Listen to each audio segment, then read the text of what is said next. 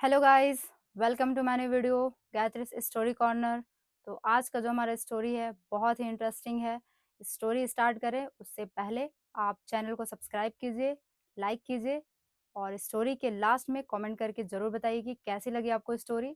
ठीक है, तो चलिए स्टार्ट करते हैं आज का स्टोरी। तो आज का जो स्टोरी स्टार्ट होता है एक संत से होता है। आपने बहुत सारे संतों के बारे में सुना होगा या आप टीवी पे भी देखते होंगे। तो हर संत का एक अलग-अलग उनका गुण होता है और संत का स्वभाव ही होता है कि वो मतलब बहुत सीधे-साधे और सिंपल से इंसान होते हैं, ठीक है? और वो अपना ज्ञान लोगों को बाँटते हैं, लोगों को कैसे जीना है, कैसे दुःख से बाहर निकलना है, कैसे खुश रहना है, बहुत सारे टॉपिक पे वो बात करते हैं, उनको समझाते हैं, ठीक है? तो एक संत थे, वो अपने धर्मशाला में रहते थे और अपने धर्म और श्रद्धा के लिए जाने जाते थे और उनके चेहरे पे हमेशा चमक होती थी। मतलब चमक समझो आप, भक्ति की चमक। वो हमेशा खुश रहते थे, अंदर से बहुत खुश रहते थे। उनके पास बहुत धन संपत्ति तो नहीं था, लेकिन वो बहुत खुश रहते थे। तो लोग उनको देख कर के उनसे इंस्पायर होते थे और उनसे पूछते थे कि आप इतने खुश कैसे रहते हैं? तो वो बहुत सारा कारण बताते थे उनके खुश होने का कि आप अंदर से ही जो है खुश रह सकते हैं, ठीक है? तो अब क्या हुआ, एक बार लोगों को पता चला, जो जो चोर थे उनको पता चला कि ये जो संत है इतना खुश रहता है, इतना हँसते रहता है, मतलब इसके चेहरे पे हमेशा खुशी झलकती है, हमेशा उल्लास रहता है। तो इसके पास ज़रूर बहुत धन होगा, क्योंकि जिस इंसान के पास धन होता है वो दिखावा तो करता ही है। दिखावा के साथ-साथ वो बहुत खुश भी रहता है। वो चोर जो होते हैं, चोरों का जो ग्रुप होता है, एक बार उस संत को जो है वो लोग अपहरण करके जंगल की ओर ले जाते हैं। जैसे ही वो जंगल की ओर ले जाते हैं, एक पेड़ के नीचे बैठाते हैं और उस संत से पूछते हैं कि बताओ संत, तुम इतने खुश कैसे रहते हो? और तुम्हारे खुशी का राज क्या है?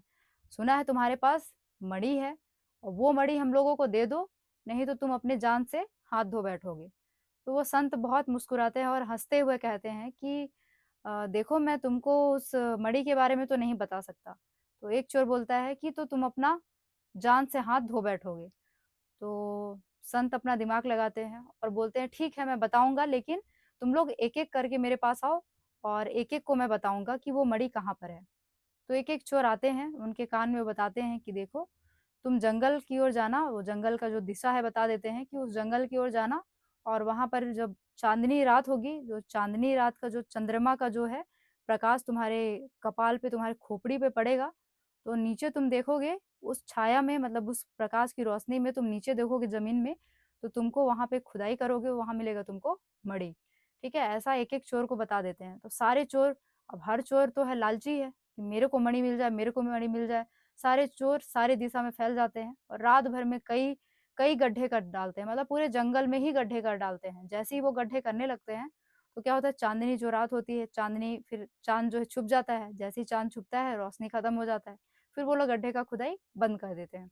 ऐसा करते-करते सुबह हो जाता है। सुबह अब आते हैं, संत अपना आराम से सो रहे हैं पेड़ के नीचे।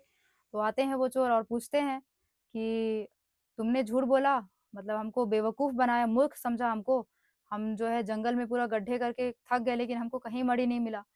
तो संत जो है फिर मुस्कुराते हैं, मुस्कुरा के हँस के बोलते हैं कि अरे मूर्ख, तुम लोगों को मैंने जो बोला, तुमने मेरी बातों पे ध्यान नहीं दिया, तुमने गौर नहीं किया। मैंने क्या बोला कि सुखदा मणि जो है तुम्हारे खोपड़ी में ही है।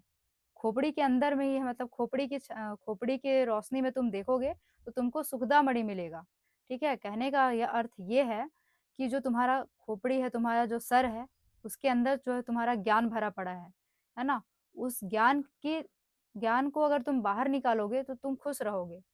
ठीक है? जैसे तुम्हारा जो गलती है उसको तुम अपना साइड में रख कर के, अपने ज्ञान से प्रकाशित करके उस गलती को दूर करके तुम खुश रह सकते हो। तो मेरे अंदर जो खुशी है, मेरे खुशी का राज यही है कि मैं श्रद्धा करता हूँ, भक्ति करता हूँ और मेरे अंदर से मैं खुश रहता हूँ। मुझे किसी बाहरी दिखावे की ज़रूरत नहीं है या किसी धन की संपत्ति की ज़रूरत नहीं है और मेरे पास कोई मणि नहीं है। मेरा जो सबसे बड़ा खुशी का कारण है वो मेरा भक्ति है, श्रद्धा है। ऐसा सोचकर चोर बहुत हैरान होते हैं, फिर वापस संत को छोड़ देते हैं, ठीक है? तो हमको इस कहानी से क्या शिक्षा मिलती है? हमको इस कहानी से यही शिक्षा मिलती है कि हम लोगों को देखते हैं, है ना? अभी जनरेशन ऐसा है कि हम किसी सामने वाले को देखते हैं कि अरे यार! ये इतना खुश है, इसके पास ये है, उसके पास वो है। ये देख कर के हम उसके साथ अपना कंपेयर करते हैं, ठीक है? ज़रूरी नहीं है कि वो जितना खुश है उतना खुश तुम भी हो सकते हो। रीज़न बहुत सारा है खुश होने का।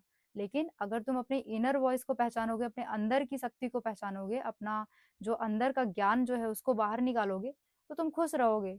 ठीक है? उसके लिए कोई धन संपत्ति की ज़रूरत नहीं है। अगर तुम अपने मन में ही दुखी हो, तुम्हारे पास बहुत सारा प्रॉपर्टी, धन है, संपत्ति है, तुम चैन से सो नहीं पा रहे हो, चैन से खा नहीं पा रहे हो, तो क्या मतलब ऐसे धन संपत्ति का? तो खुश रहो, अंदर से जो है आप अपने अंदर के ज्ञान को बाहर निकालो, खुश रहो और अच्छे से रहो। बस इस कहानी से यही शिक्षा मिलती है। तो ये स्टोरी हमारा खत्म होता है। आज का स्टोरी कैसा लगा कमेंट करके ज़रूर बताइए।